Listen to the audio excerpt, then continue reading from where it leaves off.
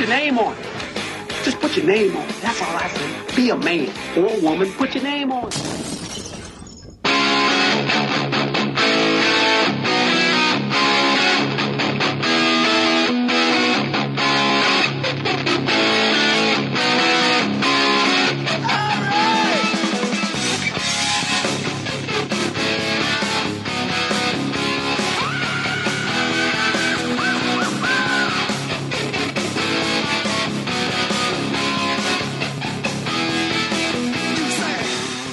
Oh, yes, my friends. It's that time again. More stories. Here we are. I believe this is episode 3. And first of all, I cannot go a moment longer without thanking you guys because we debuted at number 1. And that is the first time anything has rolled like that in my life. You know, you hoof it, you hustle, you ham and egg it, you make movies, you hope the box office is great, you do a TV show, you hope the ratings are phenomenal. And here's this thing, podcasts, out of nowhere. And all of a sudden, Kevin Smith, by the way, told me, I'll get you at number 1. We'll go to number 1. Sign with me. I'm telling you, it was like signing to death row. And Kevin Smith told me he'd get me to number 1, like Snoop.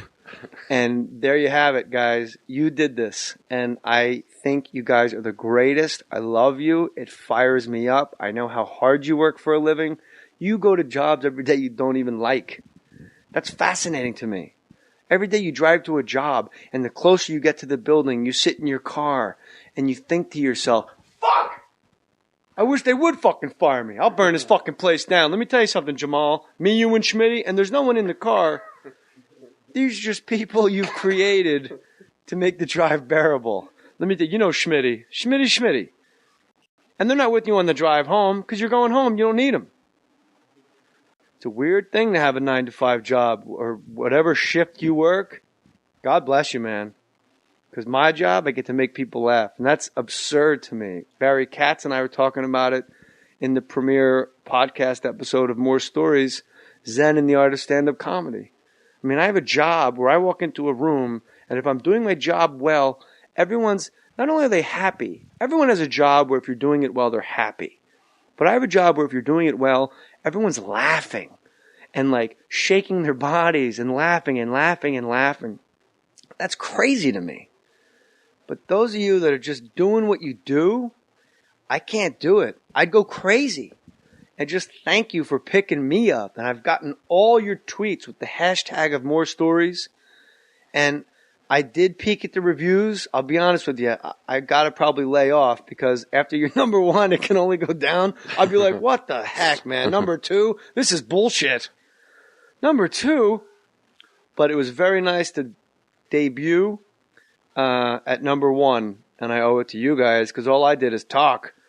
And here's the great news, More Stories fans. I can't stop talking. I have a problem where I talk entirely too much. You guys have a thing where you like to listen to different people talk on your headphones or in your car. This is the perfect relationship on God's green earth of you and me. I can't stop talking. You like to listen to people talking. And I promise you, I will always bring you something honest, hilarious, ridiculous, raw, heartfelt. I won't bullshit you. I won't throw any bits at you. I hate bits. I hate, hey-oh. Hey, that airline food is wacky. No one needs that shit anymore. This is my opinion about comedy. Comedy has to be about what actually happened to you. Now, I'm not talking about your Brian Regans of the world and your David Tells. These guys are magicians. These guys are wizards at what they do. I'm talking about those of us that are not as talented as comedians, and I'm saying I'm not as talented as David Tell and the Brian Regans that go up there every night and have their like bits and their jokes that they do. Guys that go up and tell stories, like the Ricky Gervaises, the Louis C.K. Like Louis C.K. is going up there saying the most vile stuff in the world, but it really happened to him. And that to me is what great comedy is. Kathy Griffin may or may not be your cup of tea, but what she's saying is stuff she's seen. She went to a wedding and Brooke Shields' drunk mother like went crazy on Kathy Griffin. Like those are incredible stories. And that's the kind of comedy I love. oddly and ironically, my favorite comic of all time, George Carlin, Richard Pryor #2, obviously. George Carlin never let you inside his personal life. It was like he was doing monologues. He was doing a one-man show. It was like Beckett. You could just go on. You could literally take George Carlin's act and put it to like David Mamet and just put it up as a show. His essays. And he used to say, I'm a comic that writes his own material. And then about 25 years in, he realized, I'm a writer that performs his own material. And then Richard Pryor, on the other hand, is a guy who was incredibly personal and personable, and told you the darkest, deepest stuff that ever happened to him. Now, I've never cooked cocaine. I've never lit on fire. I don't know Jim Brown. So I would like to think you get a type of hybrid. It's nice when you're at the Fake Mustache Studios and the bread truck pulls up. We got a little food delivery. Can't say who it is in case it interferes with things down the line, but we got a nice food delivery we're all excited about. So basically, I just wanted to thank everybody that made the podcast #1. I hope it stays at #1. You guys are awesome. You're rad, and your comments are great. And what's fascinating to me is I can tell where you know me from by your comment. When you write, okay, terrific, I know you're an Opie and Anthony fan. When you write, he be damned, when you write as Christopher Walken, and I can tell you're writing as Christopher, he'd be damned if he was going to let them get the dirty yellow hands on his podcast. I know you're from Opie and Anthony. When your review has the word half slices in it. Great, good job, Jay. Did you serve half slices? I know you're from Ron and Fez. When you're yelling, look at the game tape, I know you're from Jim Rome. When you're writing, ooh, hey, buddy, I know you're from Jim Rome. And all the Bravo people, everybody, just thanks a lot. Episode 1, we were with my dear friend, longtime manager Barry Katz, and we got pretty deep. You guys seem to really like it. But I was telling Maddie, the engineer, that's how Katz and I talk all the time. Maybe that's why our relationship has endured for so long. We put it all on the table. Like, we know each other's deepest, darkest things. Episode 2, which you've heard by now, was just absolute and utter batshit nonsense with Tom Segura. My buddy Charlie was here. So I would like to think for a little while, as long as I can, to keep that balance. Like ones where we just really break stuff down, like Zen in the Art of Comedy and the SNL auditions, the Jerry Maguire auditions, stuff like that. And then other times, like next week, we'll have Bert Kreischer in, the Fake Mustache Studios, and that's also going to be banana time too. So I want to give you the best of both worlds, and let's just hop right in. We left off last time, Barry Katz and I were talking about Saturday Night Live auditions, and it was interestingly enough, Michael Shoemaker, who is one of the nicest guys in the history of show business and the world, was a producer on Saturday Night Live, reached out to Katz and me on Twitter first, and then he just took it right to the email address, and he said, I was at that audition where it was hot as balls. I've never been that hot before in my life, and I was never that hot ever in my life since. This is great. Great to hear your voice, Barry. And he said something really nice. It's so nice that Jay turned out to be such a fine young man. Like that's something like your parents' neighbor would say. Like it was so touching. And Shoemaker now is producing Jimmy Fallon. Life's working out for him. He's got beautiful babies. He's got a beautiful wife.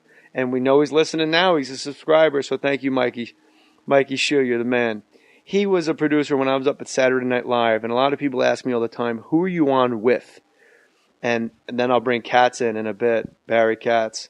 I was on with Chris Farley, who was the most beautiful man, other than my mother's father, my grandfather. Chris Farley was the most beautiful man I'd ever met in my life. You guys think you know, but it's how do you explain acid to someone that's never done acid? Chris Farley was like the sun itself, S-U-N or capital S-O-N, walked into the room. He was the most brightest, most beautiful, most amazing human being, and to be near him was to be bathed in light. And when I talk light, I'm talking like the light they talk about in church and in temple, and when people go, hey man, love and light, and they just toss that like expression out. This cat walked around with a freaking lighthouse inside his heart. And if you got near that light and you got warm and you felt that sun on your shoulders, Nothing was better than that. Making Chris Farley laugh, being in Chris Farley's company, nothing was better. And Farley's a guy, he didn't know any race, he didn't know any gender, he didn't know any class. If he liked you, which was everybody, he loved you. And he loved you like he was raw, like stripped all the way out, raw loved you. And Fred Wolf and I used to have this conversation a couple times where Fred would try to get him, because Chris was a great dramatic actor, and Fred Wolf would say, you gotta like chill out. Like when people on the street say, hey, fall down on the ground, pull down your pants and flop around on the ground. Chris couldn't let them down. Like we're talking about tourists from the Upper Peninsula of Michigan that are in Times Square for the first time, and they catch Chris Farley coming out of Fridays, and they go, hey, Chris, and then Chris immediately does his glasses crooked, how are you, young fella? And like tassels an old man's hair. And Fred Wolf would always say, like, eventually you got to put this aside because you could be a great dramatic actor. My first day on Saturday Night Live, I was told to be there at about 11 o'clock in the morning. I didn't want to be late. I was panic-stricken. I got there at 10:30.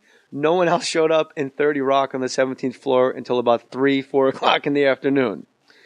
Eventually people trickled in. Everyone had been there before, and they knew where to go, what to do. And I was just sitting on a floral couch in Marcy Klein's office, who we spoke about also. And Marcy was cool. She kept me cool. And they said, why don't you go meet everybody? And I walk in a room. I meet Jim Downey, the head writer. I meet Sandler. I was on with Adam Sandler. I was on with Rob Schneider, David Spade, Timmy Meadows, Ellen Cleghorn, Melanie Hutzel, Julie Sweeney, and Phil Hartman. And if I'm leaving anyone out, we'll get to it. Norm Macdonald, me, and Sarah Silverman, and David Tell were the new people hired.